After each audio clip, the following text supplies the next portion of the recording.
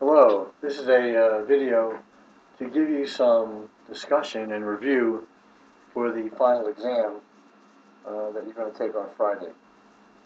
Now, what the final exam will consist of is, once again, there'll be 50 multiple choice questions.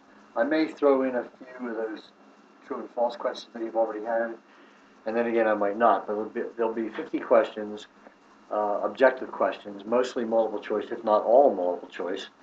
So one thing I would do is go back and check all my continuous tests that I've done, that you've done, and completed, and review all those multiple choice questions, because a good many of them you've seen before on those continuous tests. I'll probably have maybe 20% new or different multiple choice questions. All right, so that's one half the test, the multiple choice. Secondly, there will be a series of three essay questions. And I say three because there will be two essays that I want to talk to you about from this particular third of the course, that is chapters 10, 11, 12, 13, and 16. I will have two essays from that area, and then there will be one essay question that will come from the four essays you've already taken on the previous two tests, test 1 and 2. And that will give us a comprehensive test rather than just an exam consisting of the last 5 chapters. Because all final exams should have some level of comprehensiveness to them. So, if I haven't mixed you up, let me reiterate. 50 objective questions, mostly multiple choice, many of which you've seen before. Okay, that's half the test. Or that's one part of the test. Then you will have to answer 3 essays. One essay will come from the 4 you've already seen on the previous 2 major exams. Okay, I'll give you an example. One of the exam questions that I recall had to do with governors. Okay, that may or may not be the question. I don't know. I haven't chosen it yet. Another one had to do with when a bill becomes a law. One of them had to do with how states are different. And I don't have the test in front of me, and I forget what the fourth one was. But of those 4 test questions, you're going to see one of them. Now, then there are 2 more questions from this particular set of chapters 10 through 13 plus 16. And let me give you 3 possible essays from these 5 chapters, 10, 11, 12, 13, and 16. Let me tell you 3 possible essays that you haven't seen before, of which I'll pick 2. Okay? So in the end, you'll have 3 essays, 1 from before, and 2 of the following 3. And you want to take note of this. Here they are. One of the essays will have to do with one of the possible 2 of 3 essays will have to do with machine and reform politics. That was chapter 10 and 11, I believe. What were the machine political organizations? How did they arise? What did they do that was positive? What did they do that was negative? And how were they reformed?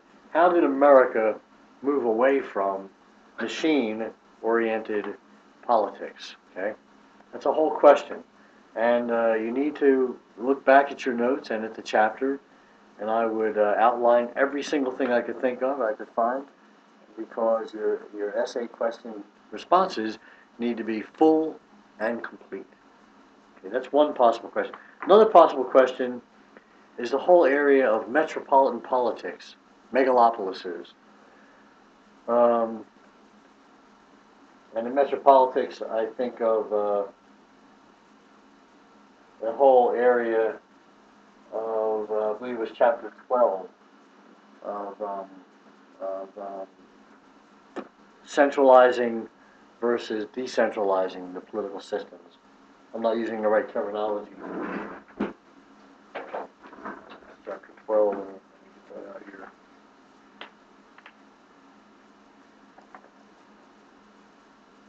And that's another possible essay. And that's chapter 11, let me see, chapter Metropolitan Politics. fragmented governments or a central government, centralizing the governments, right? There's that whole idea of fragmentation. Um, which has its positives and negatives, and then organizing so that the governments are consolidated or centralized, that has positives and negatives. So I would definitely look at that area of discussion, and lots of definitions in there that would be germane to your discussion regarding how suburbs came about. The third question I might put in front of you is a whole area of educational politics. And I guess in there would be No Child Left Behind and the current Race to the Top discussion. And okay, how did we get to the federal government becoming so central in education, even though the Constitution doesn't mention anything about the central government, the national government being driving education in America? How did we get there? And if you remember, there was a lot of laws that were, a lot of legal cases that you could point to having to do with education. And there were some reforms that came about because of the Coleman Report and the Department of Education report. So what are the political hot items right now, too? Whether we have charter schools or, we have voucher systems, the whole issue of private schools and parochial schools, are they constitutional, not constitutional? There's a whole arena of political questions that you should be familiar with, already having read the chapter and through the discussion board that we had. Well, we didn't have a discussion question on this, but we did have, you did have an opportunity to read the chapter. I did give you notes that I would look back on, also a video of notes in the current chapter that you're working on. So that's a possible essay question as well. So there you have it. 50 objective questions, mostly multiple choice, if not all multiple choice, most of which you've seen. Then we will have a series of 3 essays, one that will come from the prior 4 that you've already seen, and I would look back and doctor those up and add things to them that you know should have been there, that I gave you information on when I gave you responses, proper responses. Remember, gave you information on what the proper responses should have been for an A answer.